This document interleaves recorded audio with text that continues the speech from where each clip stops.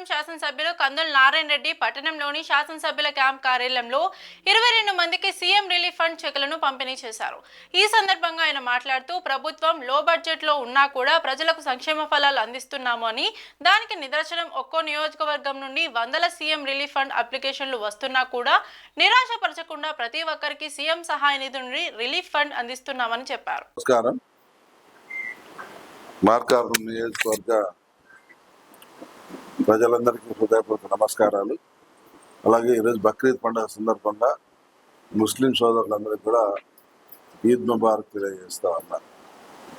ఈరోజు రాష్ట్ర ఆర్థిక పరిస్థితి బాగాలేకపోయినా మన ప్రీతం ముఖ్యమంత్రి నారా చంద్రబాబు నాయుడు గారు నిరుపేదలకు సంబంధించినటువంటి విషయంలో ప్రత్యేక శ్రద్ధ పెట్టి లక్షల కోట్ల రూపాయల డబ్బులు వాళ్ళకు ఖర్చు చేస్తూ ఈరోజు పేదల సంక్షేమానికి పెద్దపీట వేయటం జరిగింది.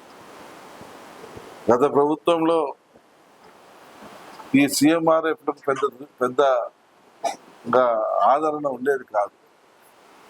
కానీ చంద్రబాబు గారు అధికారంలోకి వచ్చిన తడవుగా ప్రతి నియోజకవర్గం నుంచి వందలకు వందలు ఈ యొక్క సీఎంఆర్ఎఫ్లు సాయం చేయమని అభ్యర్థనలు వస్తూ ఉన్నాయి. మేము ఎవరిని కూడా డిసప్పాయింట్ చేయదలుచుకోలేదు. అందుకనే ఇచ్చిన ప్రతి అర్జీని కూడా మేము బాబు గారు ఏదైతే ఆదేశాలు ఇచ్చారో, ఎక్కడైతే పని చేయించుకోమని మాకు చెప్పారో అక్కడికి వెళ్ళి అక్కడ సబ్మిట్ చేసుకొని మా అన్నీ కూడా సీఎంఆర్ఎఫ్లు వచ్చే విధంగా చేసుకుంటూ వస్తూ ఉన్నాం.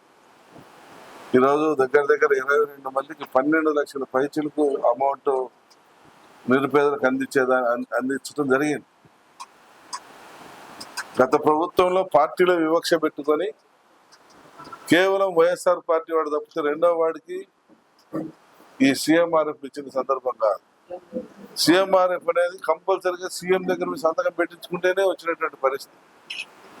కానీ ఈరోజు ఆ పరిస్థితి కాదు. ఒక అధికారిని పెట్టి మా ఎమ్మెల్యేలు కానీ మా ప్రజాప్రతినిధులు వస్తూ ఉంటారు. వచ్చినప్పుడు వాళ్ళ సమస్యల్ని అర్థం చేసుకొని న్యాయం చేయమని చెప్పడం.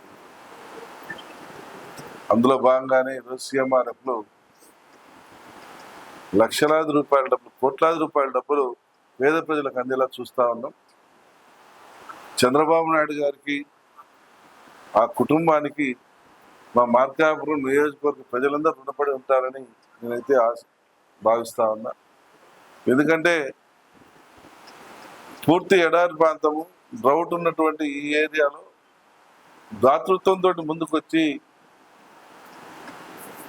ఆయన శక్తి మేరకు చేసేటువంటి సహాయ సహకారాలు ఈ యొక్క సీఎంఆర్ఎఫ్లు. ఈ సీఎంఆర్ఎఫ్ విషయాన్ని స్వాగతిస్తూ భవిష్యత్తులో ఇంకా మా నియోజకవర్గంలో రైతాంగానికి కానీ అలాగే ప్రజలకు కానీ మంచి జరిగేటువంటి కార్యక్రమాలు అనేకం చేపడతామని ప్రజలకు తెలియజేస్తూ మరొకసారి బక్రీద్ పండుగ శుభాకాంక్షలు తెలియజేస్తూ సెలవు తీసుకుంటాం.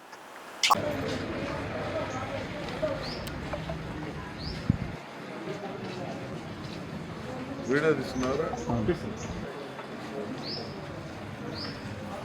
ఓకే, చెబుతాం.